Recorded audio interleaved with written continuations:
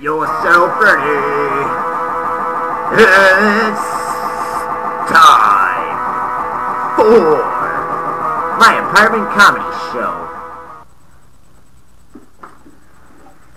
Hello and welcome to my apartment comedy show, the only comedy show that takes place here in my apartment that I know of. Like, I guess, I'm not here during the day, so maybe there's some other things that go on that, maybe people can utilize my equipment, who knows.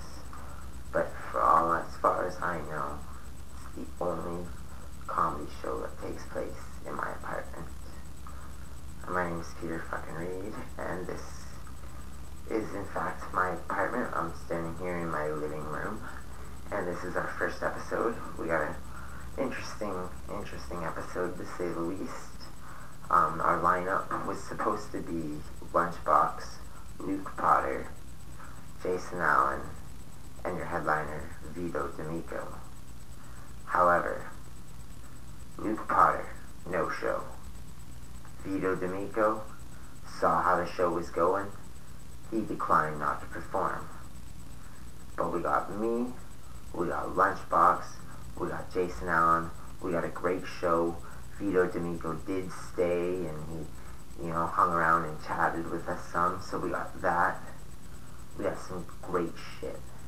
But before I bring up the first comic, before I do, I want to say some things. Like, I said this is my apartment, but I should say my girlfriend is in the process of moving over right now.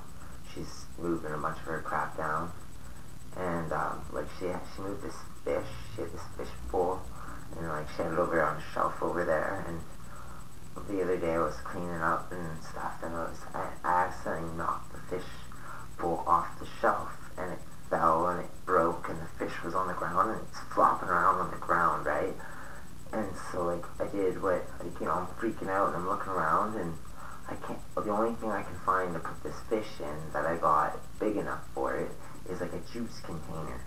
But I drink juice, guys, so I'm not gonna do that. I'm not gonna put a fish in there. That's gross.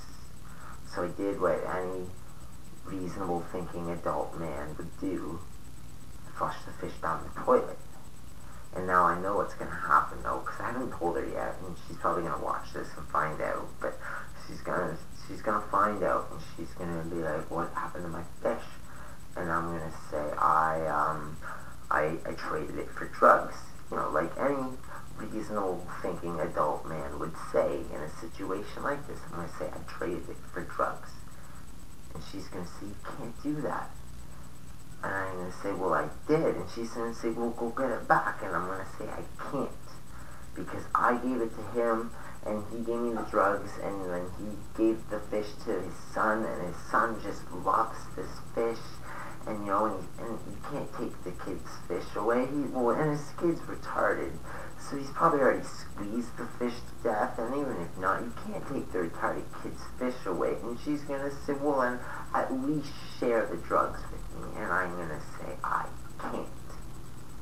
I smoked them already." And she's going to say, "You can't do that. This is the Jeremy incident all over." I'm going to say, "Don't you dare bring up the Jeremy incident.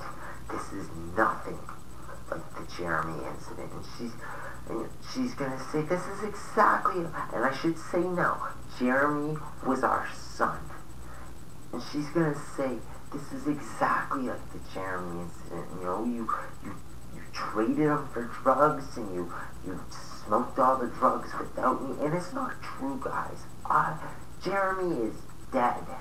I accidentally killed him, and I told her I traded him. Oh, I guess she will be right in this. Wow. I don't know. I guess I'm gonna owe her an apology, I guess, after this argument plays out the way I just said. But that's I'm sorry, that was a little bit of my shit. I didn't mean to. I just that I guess on you guys. I'm gonna tell you guys one joke before I bring up the comic. We were discussing earlier our old mayor of London, we're in London, Ontario, and we were discussing our old mayor, Anne-Marie D'Amico. And I said I had a great Anne-Marie story, and I was going to tell it, so here's my Anne-Marie story. In London, down on Richmond Street, downtown, just off of Richmond, there's this little side street called Hyman.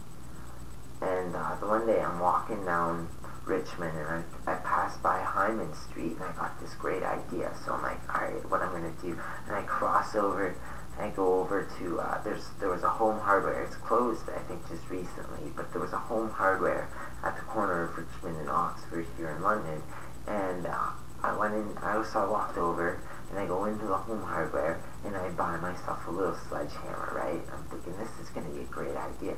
And I walk back over, I casually just stroll over to Hyman Street with my little sledgehammer, and I just start fucking banging and banging and banging and banging and banging and banging on the fucking road, right? Just keep hitting it and hitting it, and until, like, chunks of fucking asphalt start breaking up. And then I grab a hunk of asphalt, and I drop my sledgehammer. I don't need that anymore. I grab the asphalt, and I cross over, and I walk down over through Victoria Park over into City Hall, and I walk into City Hall, and I throw the asphalt on the counter, and I said, I want to see the mayor. And the woman there says, well, do you have an appointment? And I said, no, you just tell that cunt the dick who broke her hymen's here to see her. And, well, I didn't get to see her, but I did get to see some nice policemen, and I'm not welcome back in City Hall.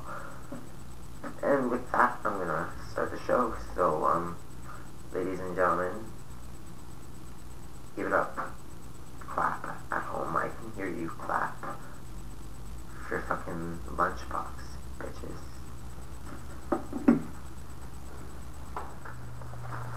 Show us your tent. No. I told you I'm not doing the trouble shuffle till after. Alright, everybody, how's it going? Good. I'm Lunchbox. It's great to be back on this carpet floor. Right? I'm here to tell you a little bit of jokes. A little bit about myself. I'm afraid of Asians who wear the fucking hospital masks because they do see them walking out, scared the shit out of me. I'm gonna affect you, right? I'm like, stay the fuck away from me. Cough on me. I don't get SARS. Stay the fuck away. He's like, ooh, hey, real Kiki. I'm like, no. Okay. Moving on. I hit a deer with my car a couple weeks ago, and the deer's head just smoked my side mirror. And that fucking occurred to me. Deer are the unwanted, unaborted children of the wildlife. And I don't know where they fucking come from or where they go, but they should die. They should all fucking die. For Christmas time, I bought my girlfriend like a nice little ring, and this jewelry store in St. Thomas. And my mom goes to me, oh, these nice Korean people. I'm like, whoa. I'm like, Mom, hold the phone. I'm like, are they good Koreans or are they bad Koreans? This is very crucial to me. I don't want to buy shit from no bad Koreans. Whatever Koreans are, right? And she's like, those are good Koreans. I'm like, okay. I didn't want to go all fucking, communist shit on them. That's all I got, Pete. Alright. My name is... Thank God.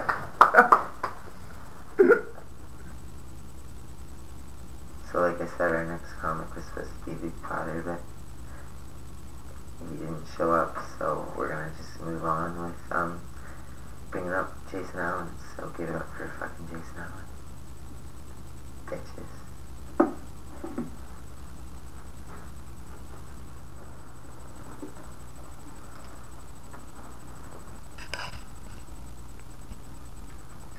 So you guys can probably tell just by looking at me that I'm the outdoorsy type, and by outdoorsy I do mean homeless. No, I've actually actually been looking into my heritage recently, and it turns out I'm half Viking and half women's softball player. I actually do have two sides to me. My hair is the high school prom queen, and my beard probably owes you money. I look like I spend all my free time writing poetry about my yoga instructor. Her name's Xanther. She smells like tea tree oil and acceptance. I look like my apartment's just entirely full of beanbag chairs and granola. I'm just joking. I can't sit in beanbag chairs. They make me gassy. I look like I own a wood chipper in women's clothing.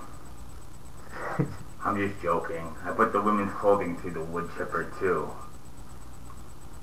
Oh, this is actually my new look. I call it back off ladies, I've got work to do. I also call this look table for one, please. My neighborhood watch calls this look suspicious. In San Francisco, they call me the golden receiver. They even give me a dog collar and a leash. Now, believe it or not, nobody has ever asked me if I have a 5-year plan. Now, I don't need a 5-year plan. I'm just going to keep working on that time machine. Shit.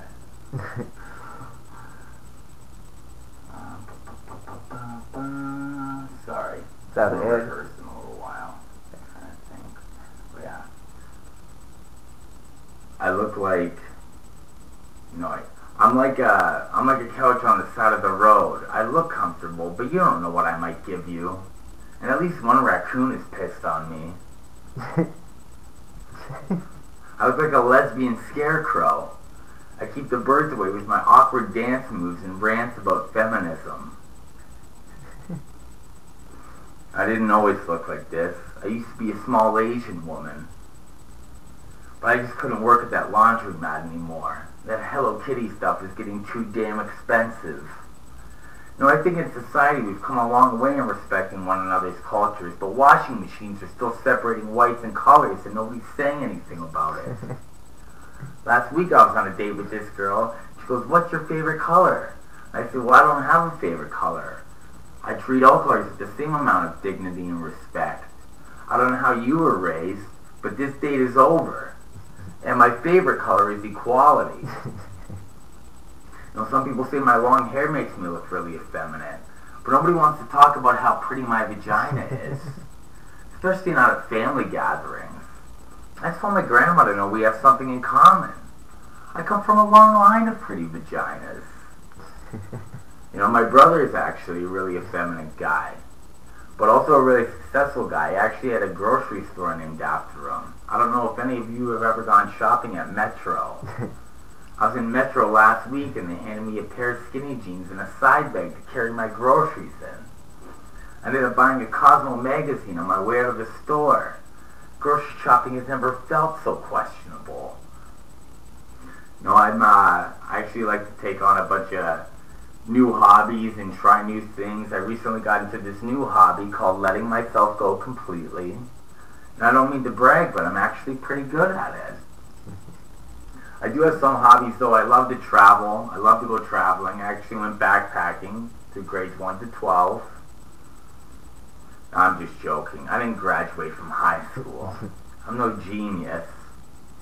High school was weird for me because there's always a couple teachers at my school.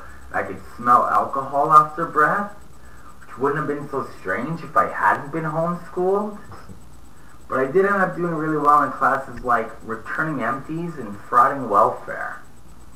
I'm actually back in school now. I've been taking women's studies. Now I feel bloated before all my exams. People ask me a lot of questions about my appearance. Things like, does your beard ever get itchy? When's the last time you got a haircut? Do you even respect yourself a little? I recently, a while ago actually, I bought a grandfather clock. Came with a box of hard candy and flashbacks from the war. Every time the clock strikes another hour, I hear one of the same 3 stories I've heard since I was a kid. I haven't touched my grandmother clock in years.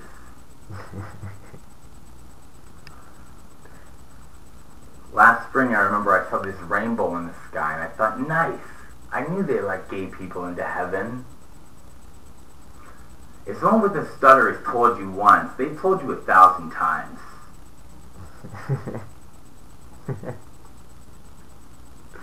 If Helen Keller smoked weed, would she be in high def? You know, before I go scuba diving, I always like to take birth control. That way I don't get attacked by sperm whales. Now, Moby Dick was a sperm whale, and he was named after what he came out of. My parents wanted to name me after what I came out of, so my name is Jason Wedlock Allen. Could have been worse. My brother's name is Weekend Alcoholic Allen. Needless to say, I've been pretty lonely lately. I've been so lonely I ended up calling up one of those sex hotlines. My cell phone has never felt so hard. This hotline was so dirty I ended up getting an ear infection. I've been really into sexting lately, and then my cell phone was getting all these viruses. Now I have to use a cell phone cover as protection, but the sexting just doesn't feel as natural. I once got a girl pregnant from sexting, and now I owe my phone company all this money for one of those family plans. Now I have to start acting more like a father, so now my cell phone covers a tiny pair of pleated shorts who only gets to see my phone every other weekend. Hashtag broken home. I think I'll just cut it there. Alright.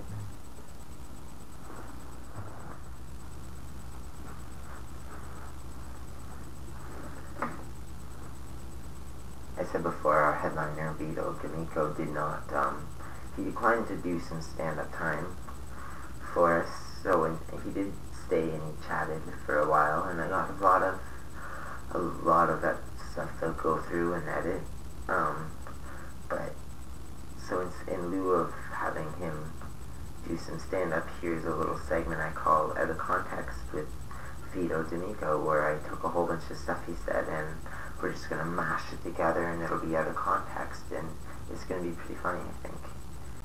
Oh, look, half of your fucking tummy. You don't know what an eclair is? You're the worst fucking pigs on the planet. Literally fucking pigs. Really? The Italians never really compliment each other. You are like one of those fucking dummies. Thanks. Downtown. Well, the last thing you want, would you marry a chick that got nailed by some fucking 9-inch dick? How much do you respect your wife? Not a lot. I don't remember any of my buddies acting like that. I think what's his name? Kanye Yeah. Pepper there, West. I think he is fucking mentally challenged. Oh, he is. Morons like that. I don't know, like to me, I guess that's why the show is successful, is because, the way you're sitting, sit up. You look like fucking Julius Caesar eating a meal. You did horrible time, what the fuck? You want to do horrible time on the couch? She's gonna love you. Let me get this straight. You wouldn't do DeSico, but you do Schnooky. Yes. People, for some reason, put these morons on pedestals. I did manage to have a little bit of a chat with Jason Allen, but while he was here before he left, and I think it went fairly well. So here's some of them. You work with the homeless, right? I do. I'm not actually homeless. I just work with them. I wanted to, everybody to know that so they understand when I'm saying thank you for helping me find this great house and everything, and You're welcome. turning my life around. And these great new dreads that I've been wearing for the past 6 months now. When I met Peter, all he owned was this top hat, and I mean True. all he owned. That's true. Naked to the door with the top hat. I said, please sir, can I have some more? And And I said, clothing? Absolutely. We'll help you out. We'll get you dressed. they didn't feed me though. No. They did get me hooked on heroin for a while, True. but he got me off, so that's it. And I do mean sexually. It's just part of my job. I'm a professional. Yeah. But anyway, this has been a fun chat. We've probably offended, or I've probably offended a bunch of people. My parents have changed their last name.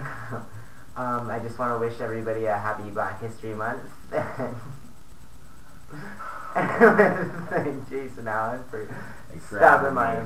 And Luke still hasn't gone all over the list, so I don't know, maybe we'll book you again. But if not, fuck yeah. Never work in this town again. Right. I'm gonna bury you in the bog. Just down the street from your house, I know where you live. Alright, thanks for coming. Thank you so much. We'll see you around sometime. Oh, absolutely. Looking forward to the show on the 12th. Me too. We'll book around, we'll book some other time, get some actual people over. That'd be awesome, yeah, do a whole group thing in here, that'd be great. Anyway, I've been Vito Fukkin. I'm Jason Allen. This is my apartment comedy show. Get yourself tested, 'cause you sniff up.